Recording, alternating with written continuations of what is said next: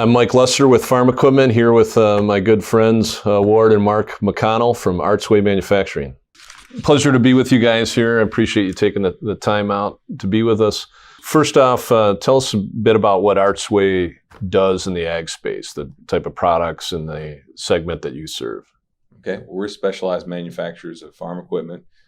Much of our product serves livestock industries, particularly dairy, as well as others. And we're also in specialized harvest equipment, the sugar beet industry, and some other land maintenance type products, and more to come. Ward, can you tell us a little bit about how you ended up in this business, how your path? Well, I started on a farm, dairy farm. And after military, I came back to the farm. My father didn't need any help really. So This was in New York? In New York State, upstate, yeah. And I decided that I should get into it one way or another. So I went to see Oliver, and at that time Oliver, and I took the Oliver franchise on in 1956, and had it for about 5 years. Spent a year John Deere dealer along with Oliver. So I was John Deere dealer only for a year. They didn't like me much, really. I was more of a menace to them. Cut a little bit different, were you? Yeah, I guess so. We didn't agree the same way. Yeah. And then I decided what I wanted to do is make farm machinery. So I liquidated the two of those businesses and started manufacturing. Mm-hmm. And basically manufactured at the beginning all potato equipment. It was potatoes in our area of New York, and so Iron Age had been making it, and they had quit making it, and so I kind of picked up where they were and made potato planters and harvester boxes and so on, and started selling in Maine, where there was a lot of potatoes, and then went to Idaho and because potatoes, and rent a building and put some equipment in it and try to sell it.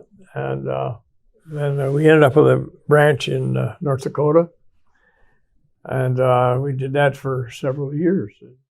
You've had an affinity for not only manufacturing, but acquiring companies over the years. You've done it numerous times now. Yeah. Yeah. Yeah.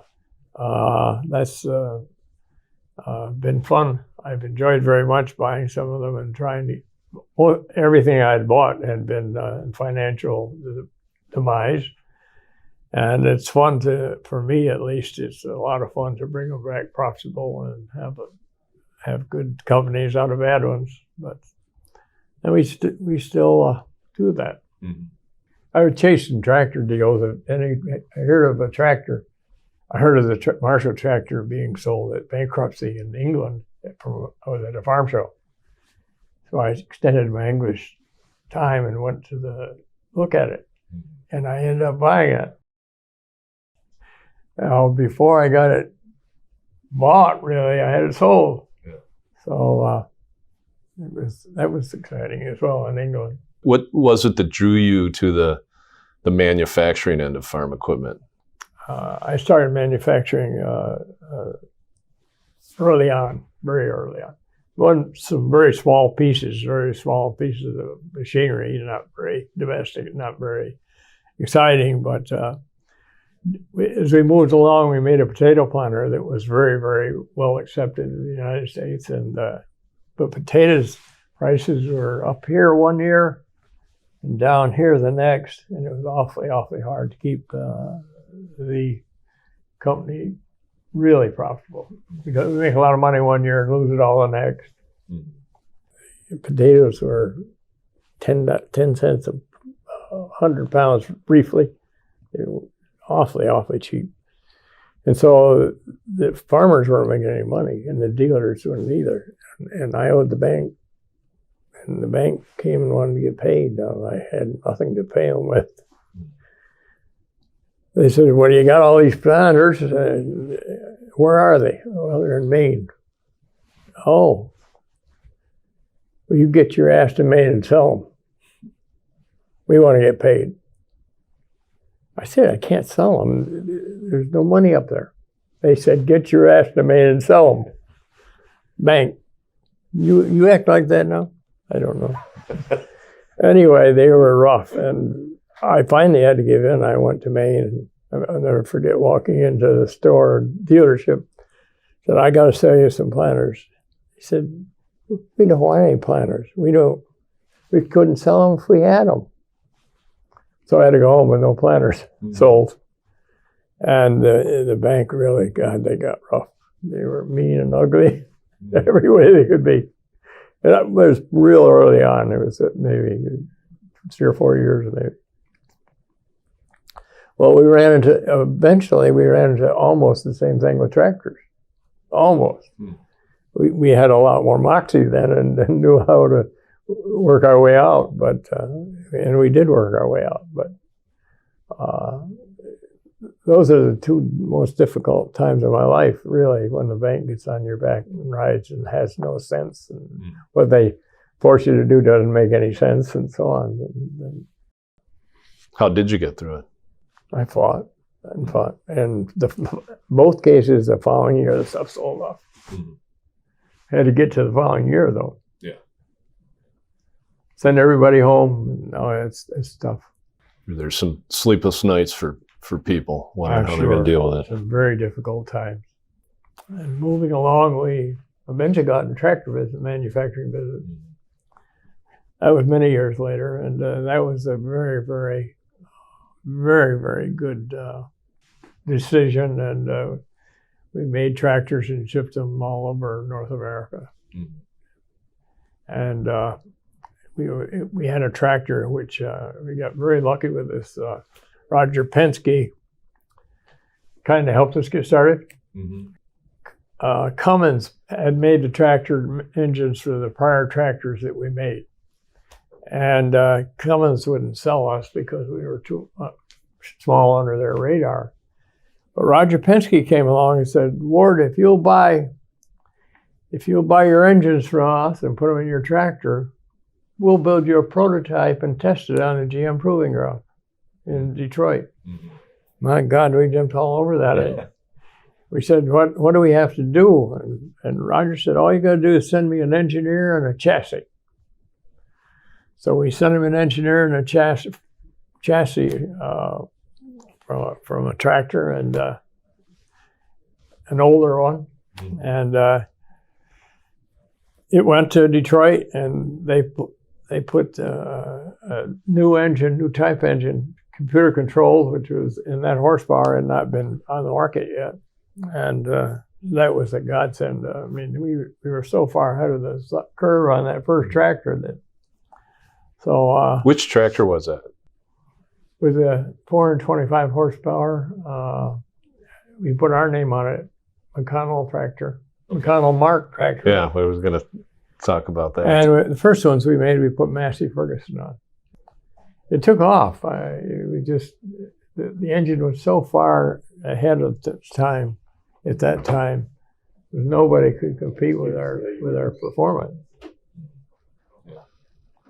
But that went along, and it grew like crazy, and it grew faster than our money grew.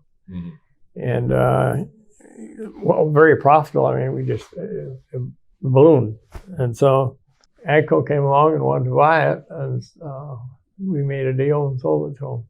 When AGCO came to negotiate with him, it was Bob Ratliff who put together AGCO and came to negotiate, and actually pulled me out of school.